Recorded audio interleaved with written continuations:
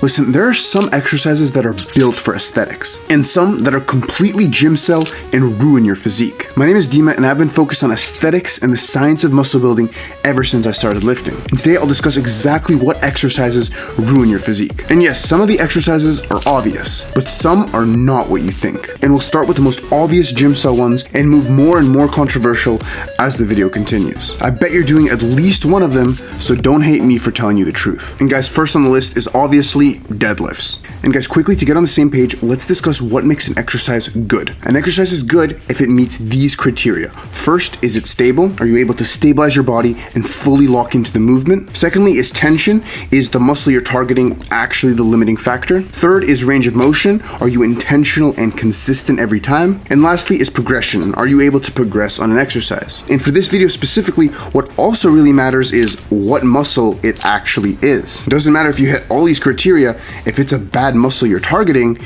it's a bad exercise. So back to deadlifts, and this is the first problem it runs into. Like, what exactly are you training? What are you optimizing for? Your glutes? Okay, that's really good. Your hamstrings? Okay. Your lower back? Okay. So best case, you're hitting your glutes, but the ROI is just laughable. Deadlifts might genuinely have the worst ROI of all time. Like, let's say you're trying to hit your glutes.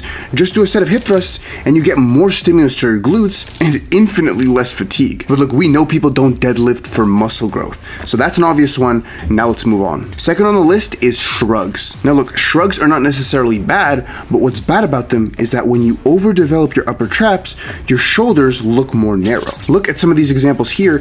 It's obvious that their upper traps are making their physique look worse. The traps can also build a kind of hunched look and silhouette that's not very aesthetic. And at the end of the day, they create a more hyper-masculine look rather than an aesthetic one. And look, if you're in a small percentage of the population that has a very tiny neck and very underdeveloped upper traps, then sure, you can train them. But for the general population, they're GYMCEL. And another note is that they grow faster than the shoulders. So if you're training them with similar volume as your shoulders, you're cooked, bro. Now we're gonna start getting more controversial. Third on the list is the bench press. If you know me, you know I don't like the bench press, and here's the reasons why. The main problems with the bench is what muscles it's prioritizing and the stimulus to fatigue ratio. Firstly, the bench press prioritizes for the mid and lower chest, and as we know, that is the most unaesthetic part of the chest. And look, there's nothing wrong with training that part of the chest, but if your upper chest doesn't keep up, then your chest will look unaesthetic. I made a full guide on how to build an aesthetic chest here, but essentially everyone and their mom knows how to train the lower and mid pecs, but no one knows how to properly train the upper chest. And that's why it often gets underdeveloped. Look, people often start their chest day or their push day with the bench press, and since it's a very high impact and high fatigue exercise, you're not leaving a lot of room for the rest of your muscles. And look, the bench press is one of the funnest lifts you can do.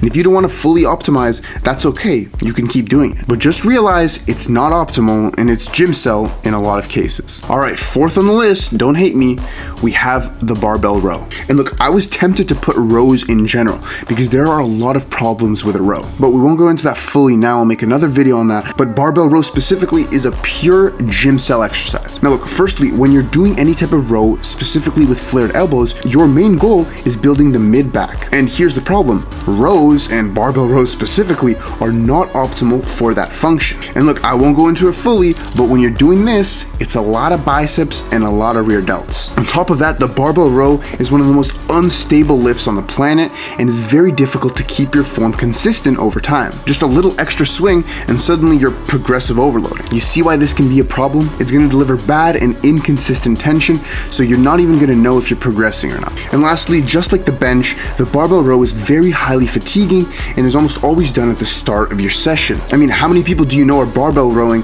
as their 6th or 7th exercise? It's always at the start of your session, and you're using a lot of motor units and a lot of CNS just stabilizing the lift. That is not optimal. Lastly, and I kind of already mentioned this, but I really hope there's no one out there rowing for their lats. Listen, unless you know specifically what lat function you're targeting, the barbell row is always going to give you inconsistent and poor lat stimulus. And people often say it hits the lats pretty well. It doesn't, and there's a million better lat exercises out there. And listen guys, the last GYMCEL exercise is the hammer curl. And listen, I know it's a specifically standing hammer curl, and that's true, but I've also switched my mind on hammer curls in general. All right, so first, look, if you're standing, you're gonna be swinging, you're gonna be using a bit of momentum. It's almost inevitable, especially if you're pushing hard. So this is gonna lead to inconsistent and poor tension over time. Again, the easiest fix to this is simply just sit down. But look, now, even if you're sitting down, there's a big problem with the hammer curl. And I'll ask you the question, what do you want to hit when you're doing hammer curls? If you answered the brachioradialis or the forearm,